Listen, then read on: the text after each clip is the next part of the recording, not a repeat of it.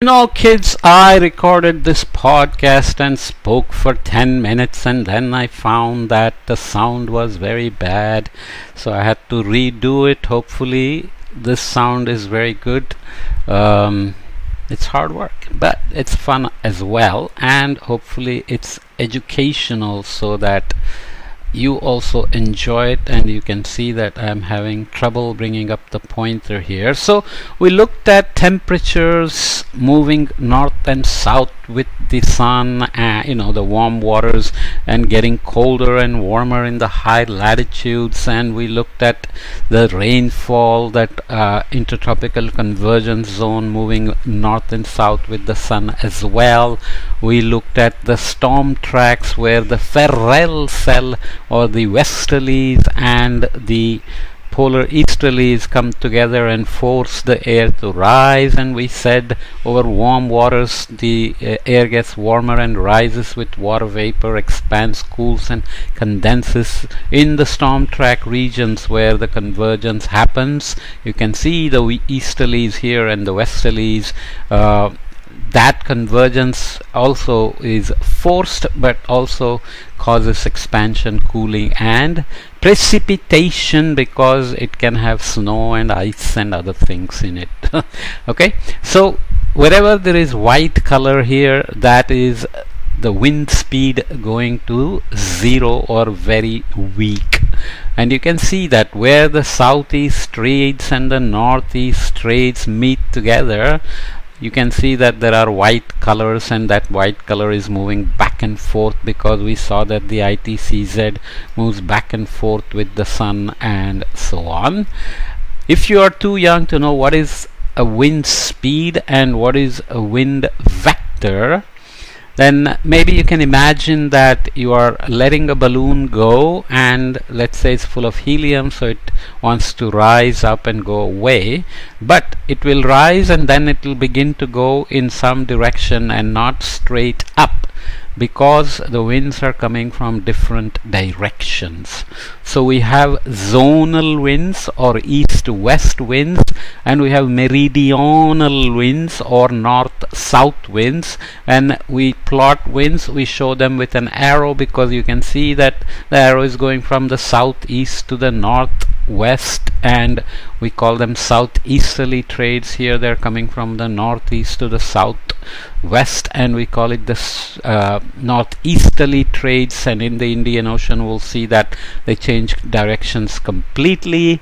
And we also have the Southern Ocean, which we have mentioned several times as being very special because it's a channel, unlike these oceans which have eastern boundary and a western boundary, because there is land on both sides. So these winds are different. They are going round and round and cause very stormy situations here, like the furious 50s and the screaming 60s and roaring 50s and so on and so forth. The idea of entire wind systems moving north and south is of course related to sun moving north and south, and the wind, temperatures moving north and south. Convergence zones of the winds also move north and south, as we saw here with the ITCZ and the convergence zone moving north and south. So we talked about the ocean deserts, the land deserts and so on, but don't confuse the white color with the deserts here. That's where the wind speeds are low. So remember, wind speeds are low when the winds come together and have to rise, right? They have to go to zero and rise. But also when the winds sink, where the Hadley cell comes down and the Ferrel cell comes down, the winds come down and they have to also go to zero, because they are reaching the surface and going away from each other. So we go from trade winds to westerlies at the edge over there, and in the middle you have a divergence. You have convergence when the winds come together, and a divergence when the winds go away from the center.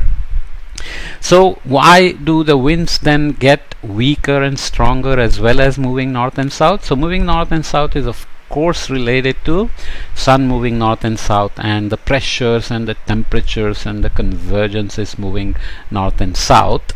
But the winds also get stronger and weaker. Why? Because we talked about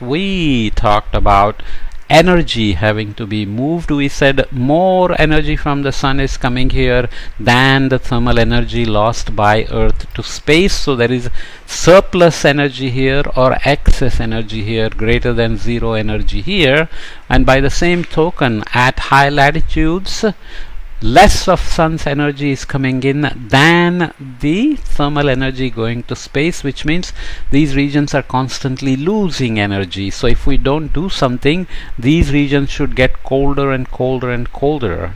These regions should get warmer and warmer and warmer. They are warmer than here, but they don't get warmer and warmer. They are reaching warmest temperatures in summer and cooler temperatures in winter. Here they are reaching also warmer temperatures in summer and getting very cold in winter. But if you make average over many years, which is what we are doing here, then they don't get colder with years. They come back. They go warmer and colder, warmer and colder. Year to year may be different, but they don't keep getting colder.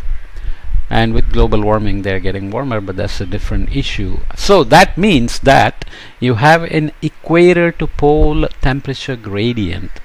You have warm temperatures here and cold temperatures here, and that difference or the gradient, if you subtract the cold temperatures of the high latitudes from the warm temperatures of the low latitudes, you get a difference. That difference is the largest in the winter month because it is very cold here. This doesn't change much, but the polar regions get very cold. I keep pointing to the northern hemisphere because we are so used to it. The same thing happens here as well, right?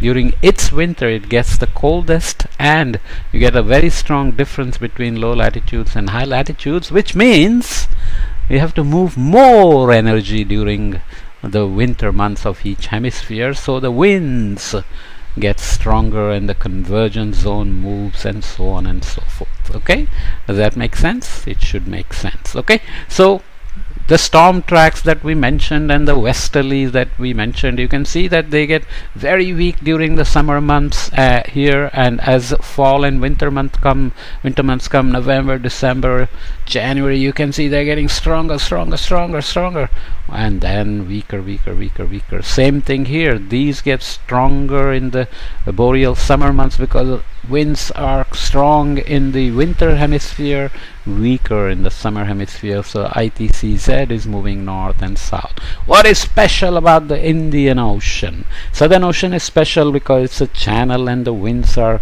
going round and round, and they keep churning the ocean round and round as well. Very strong currents here, and they don't have much of a seasonal cycle compared to here. Because it's an open ocean, they do have some, you can see. So that's why they create these roaring 40s and furious 50s and screaming 60s and so on. Okay, Indian Ocean, there are trade winds, southeasterly trade winds like the other oceans. So you can see that the Atlantic and the Pacific Oceans look very similar with the southeasterly trades and the northeasterly trades. This ocean is much smaller than the Pacific Ocean, which is stretching, it occupies almost 25% of the circumference on the equator. So it's a massive ocean, Pacific Ocean. It's called Pacific because it's peaceful compared to the Atlantic Ocean, which is much stormier. So now coming back to the Indian Ocean, we already talked about the monsoon, the heat capacity of the land, which is so close to the equator, and during the summer it warms up fast, creates low pressure. So you can see winds begin to cross across the equator into the Indian region, southwesterly winds, and then winter comes, land cools fast, high pressure. You can see winds going northeast. You have to add Coriolis effect, so winds would want to go from high pressure to low pressure, but you have Coriolis, so you get tilted to the right of the direction of motion in the northern hemisphere. So if winds are going to north, then they will be pushed to the east, so you get southwesterly winds here and northeasterly winds in the winter months. As we saw before, the rain explodes during the summer months, and you get rain on this side of the Western Ghats. Why? Because the winds are running into the Western Ghats during the summer months as the southwesterlies come in. If they run into the mountain, they have to rise. If the air rises, it expands, it cools, and it rains. So when you are on this side of the mountain where the winds are coming and causing rain, or not, you call it the windward side. On the other side of the mountain, the moisture is gone, so you get sometimes sinking air and no rain, so that's called the leeward side. So there are many mountains which have very strong rain and green vegetation on one side, and very dry and less rain on the other side. Western Ghats are special, of course, because when the northeast winds begin to blow during the winter, they're going to run into the eastern side of the mountains and again forced to rise and cause some rain during the winter months as well. So you have northeast monsoon or the winter monsoon happening as well. So India gets lots of its rain, most of its rain during the summer months. So you can see as the summer is approaching, lots of rain here, rain in the Himalayas as well, central India and northeast India, and so on and so forth. And it rains over the ocean as well, because the ocean is warm and is forcing the air to rise, and the southeasterly trade winds are running into the equator and the wind direction here. So you have convergence zone and rising air and rainfall over the ocean as well. I'm talking fast, it looks like, but I'm just saying what we have already said 10 times, and I'm showing these animations together with the vegetation. And this is to be like this and like this. So that's the animation.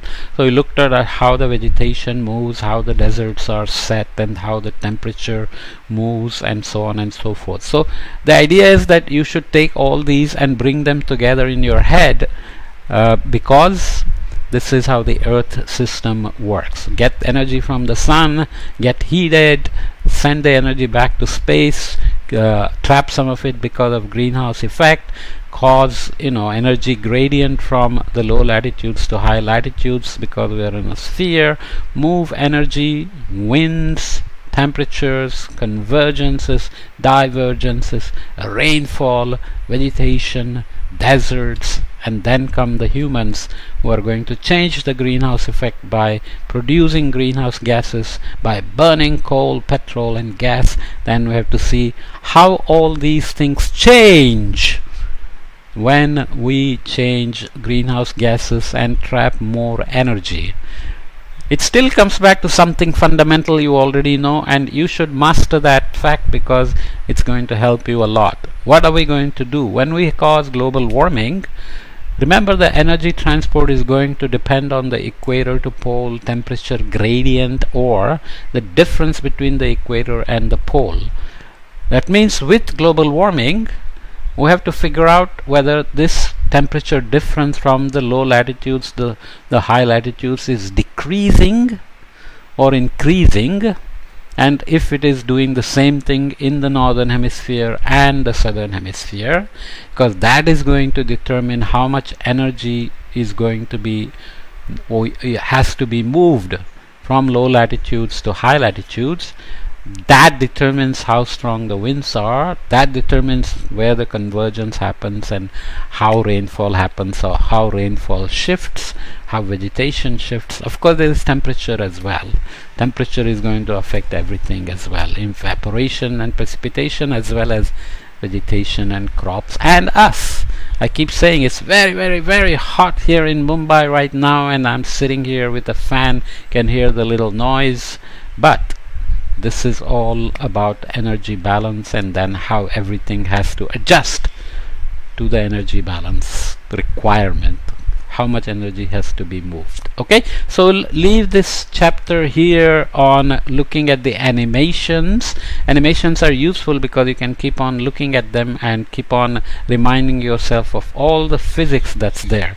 They have a lot of physics, and you should get really good at the processes or the physics, because the mathematics is difficult, but those equations are in the books, and you will learn how to manipulate them someday to understand more of the mathematics of the physics. But if you understand the physics very well and you use it, whether you become, as I said before, engineer, doctor, reporter, health worker, or politician, social worker, farmer, whatever, then if you understand the climate physics, you will really be doing better in terms of responding to what the weather forecasters and the climate forecasters are telling you about what is coming tomorrow, day after tomorrow, or what may happen in the next 10 years and so on. Okay, see you in the next chapter, which is a surprise. I will tell you what it is in the next podcast. Hopefully the sound is good here so that